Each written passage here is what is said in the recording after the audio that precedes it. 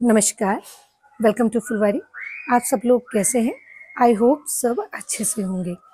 देखिए, जब हम अडेनियम प्रून करते हैं यानी अडेनियम को कट करते हैं तो जो उनकी कटिंग बचती है उन्हें फेंके नहीं, उनसे हम नए प्लांट्स तैयार कर सकते हैं। तो कटिंग लगाते समय कुछ बातों का ध्यान रखना चाहिए जिससे जो हमारा कटिंग है वो 100% ग्रो हो।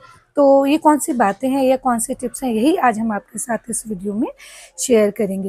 देखिए, जब भी मैं अपनी एडेनियम प्रून करती हूँ तो उनकी कटिंग कभी फेंकती नहीं हूँ।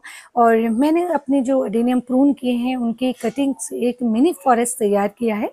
तो कैसे आप मिनी फॉरेस्ट एडेनियम की कटिंग से तैयार कर सकते हैं, ये भी आज हम आपके साथ इस वीडियो में शेयर करेंगे। तो चलिए वीडियो स्टार्ट करते हैं। तो ये है मेरा अडेनियम का मिनी फॉरेस्ट।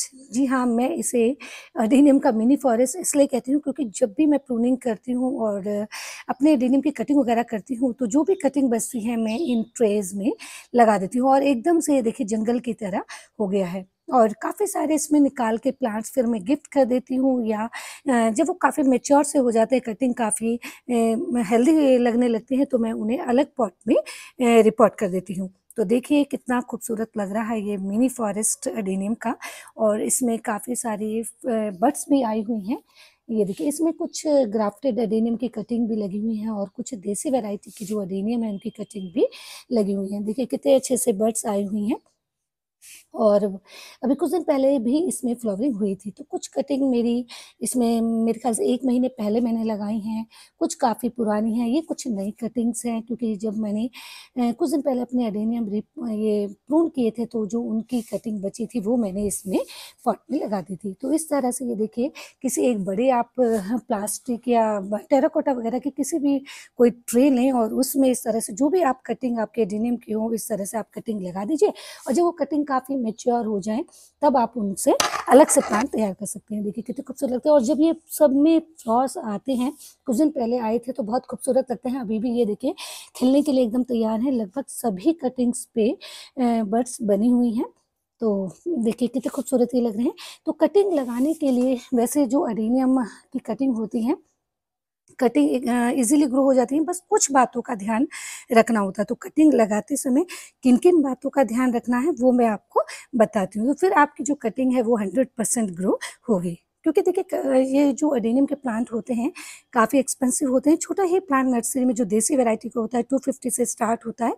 बाकी इसके साइज़ के अकॉर्डिंग, और यदि ग्राफ्टेड एडेनियम है, मल्टी पेटल के एडेनियम है तो इसका जो प्राइस है वो बढ़ता जाता है। तो इस तरह से आप एक एडेनियम का प्लांट ले आइए और फिर उसको जब प्रून करें तो उसकी कटिंग आप फेंकें नहीं, उसे किसी भी पॉट में लगाइए, फिर नए प्लांट आप तैयार कर सकते हैं। तो देखिए एडेनियम की जब आप कटिंग लें, देखिए मैंने कुछ दिन पहले ये एडेनियम की कटिंग की थी और ये कटिंग मैंने इस तरह से, देखिए ये मेरी कटिंग थी। तो देखिए जब भी आप एडेनियम की कटिंग लगाएं, सबसे पहले जो चीज़ ध्यान रखनी है वो ये है कि कटिंग लेने के बाद आप उसको 1 या 2 दिन के लिए शेडी प्लेस में इसको रख दें। तुरंत आप कट कर जब प्रून करते हैं अपने एडेनियम को यानी कटिंग करते हैं तो तुरंत उसकी जो कटिंग है वो आप ग्रो नहीं कीजिए, इससे वो ग्रो नहीं होगी क्योंकि फंगस लग जाता है। क्योंकि जब हम इसको कट करते हैं तो इसमें आपने देखा होगा कि इसमें सेप जैसा एक लिक्विड निकलता है। और यदि हम इसको डायरेक्ट कट करके ऐसे सॉइल में लगा देंगे तो फंगस की वजह से हमारी जो कटिंग है वो ग्रो नहीं होगी। तो इसके लिए आप 1 या 2 दिन के लिए इसको अच्छे से शेडी प्लेस में रख दें। और जब कटिंग करें तो कटिंग के नीचे ये देखिए मैंने फंजीसाइड लगा के रखा था। और कल मैंने इसको कट किया था अपना एक एडेनियम, तो मैंने कटिंग रख दी थी और आज इन कटिंग को ही मैं ग्रो करूँगी। तो जब कटिंग आप शेडी प्लेस में रखिए कट करके तो उसके नीचे आप फंजीसाइड या हल्दी हो तो वो लगा के उसे ड्राई होने दें। तो इस तरह से ये देखिए यहाँ से ये ड्राई हो गया। अब हम इस कटिंग को लगाएंगे। ये बहुत ध्यान रखना है कि तुरंत कटिंग को ग्रो नहीं करना है। तो बस इस तरह से आप ध्यान रखें। देखिए ये जो मैंने ये ट्रे में ये अपनी कटिंग्स लगाई हुई हैं, इसके लिए आप या तो एकदम सैंड की सॉइल, सैंडी ही खाली सैंड में लगाएं या कोकोपीट में आप इसको ग्रो करें। लेकिन मैंने चूंकि इसमें ये मिनी फॉरेस्ट एडेनियम का बनाया हुआ है तो मैंने इसमें 60% सैंड और 40% इसमें गार्डन सॉइल ऐड किया हुआ है। तो यदि आप कटिंग फर्स्ट टाइम लगा रहे हैं तो आप सैंड या कोकोपीट में लगाइए तो 100% रिजल्ट मिलेगा। और चूंकि मैं तो ये देखिए जो मैंने ये मिनी फॉरेस्ट एडेनियम का बनाया हुआ है इसी में मैं लगा रही हूँ, तो ये इस तरह से सॉइल मैंने तैयार की हुई है। तो देखिए अब ये कटिंग हम लगाएंगे। और ये देखिए इस वाला जो ये वाली ट्रे है इसमें तो मैंने जो कटिंग लगाई है वो सारी ग्राफ्टेड एडेनियम की मेरी कटिंग है, और इसमें शायद देसी वैरायटी की और एक दो शायद ग्राफ्टेड एडेनियम की कटिंग है। तो देखिए इसी में मैं पहले ये कटिंग लगाऊंगी। पहले किसी भी चीज़ से इस तरह से आप होल कर लें। एक तो कटिंग लगाने के बाद आप ये ध्यान रखिए, देखिए 1-2 इंच लगभग कटिंग सॉइल में इस तरह से नीचे जानी चाहिए। तो ये देखिए इस तरह से हमने कटिंग लगा दी।